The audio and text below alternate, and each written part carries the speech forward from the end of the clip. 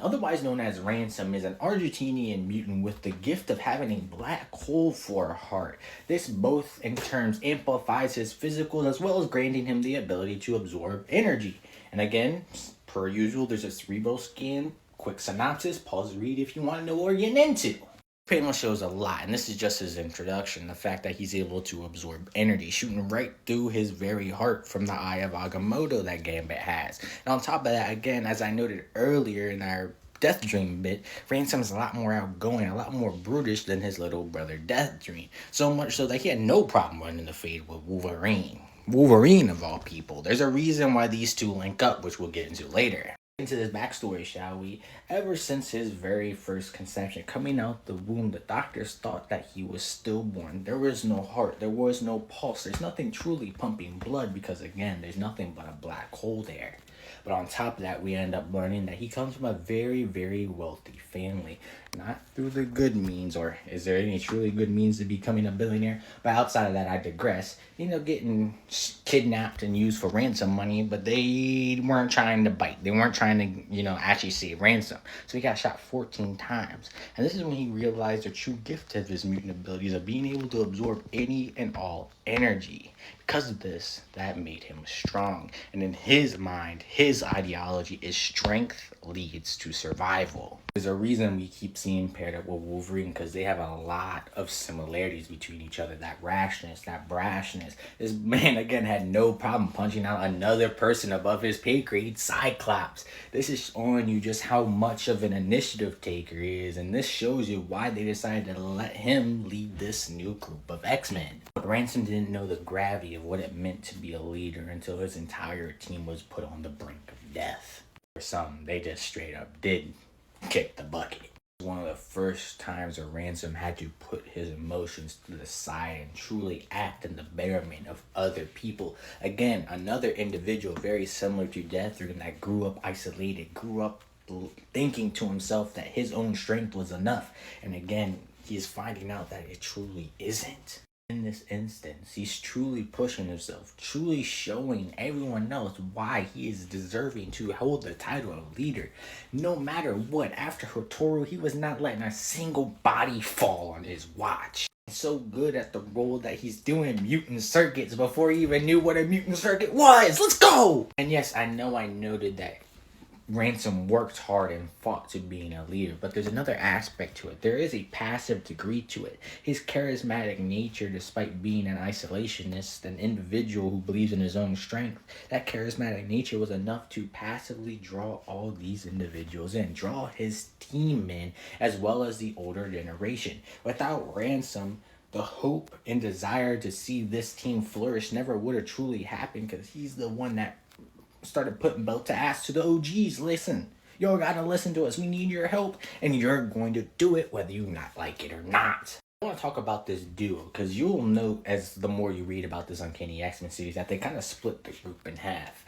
Death Dream and Ransom have their own little partnership, while Calico and Jitter have their own that I'll touch on when I actually talk about them in their character analysis aspect of this video.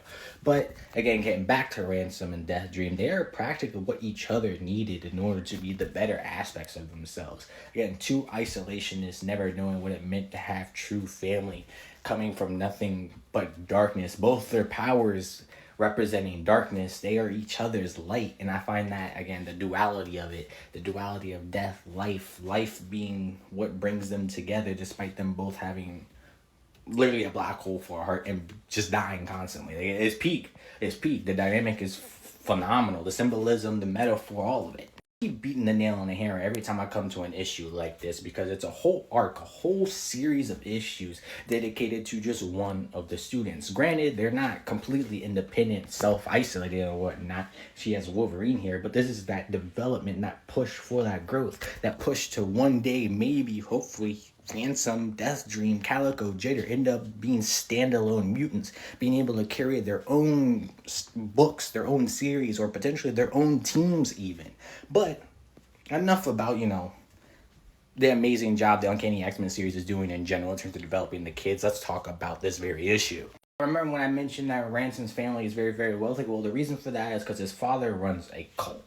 A cult that is completely based around the ideology of strength, making one strong. You get to see the points and where Ransom's ideology of himself even comes from. Being strong makes you survive is an aspect of the very cult that he was supposed to be a part of at one point in time. What's this main arc about? Well, one that's told through many different lenses. One of breaking one's foundation, breaking the past that binds one to their present.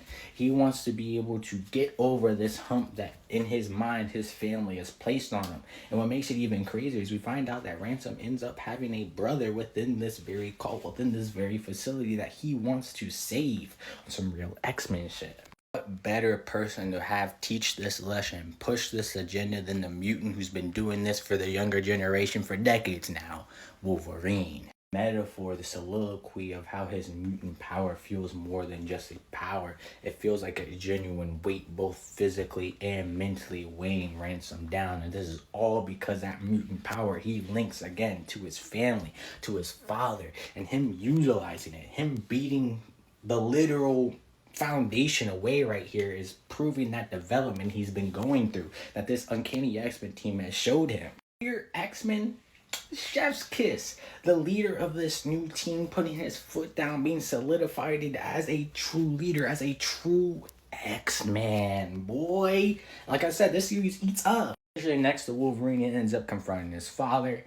Per hero antics, he doesn't want to do genuine harm to him. He just wants to show that the growth and development that he was able to achieve without the tutelage of what his father. He wants to show that the path that he went down was the right one, not the one that his father went down. In other words, since I can't seem to speak English very well in this video, keep doing callbacks for a specific reason to show you the development. Remember when I mentioned that Ransom has a passive gift to bringing those around him, a passive gift for leadership? Saving his brother after quelling his father's tyranny. All those cultists, all those members coalesce to Ransom because again, he has that natural act, that natural passive desire and push for leadership. And again, this is a perfect showcase for this. Each one of it speaks even more for the fact that they're practically in a cosplay, like a Comic-Con. Each one of them are cosplaying as certain heroes. That also is a metaphor that the fact that maybe one day Ransom's leadership goes beyond than just the X-Men, which would be phenomenal for his character. I keep using words like phenomenal, but hey, you get my point. I mean, Death Dream, Ransom, they are both lights in the darkness. They are the perseverance and desire for wanting to cling on to life, cling on to things and desires that you have yet to strive for. The development, the push, the evolution, that is what makes this Uncanny X-Men team so good. And these are only the first two members. Let's get right into talking about the next mutant on this team, Calico.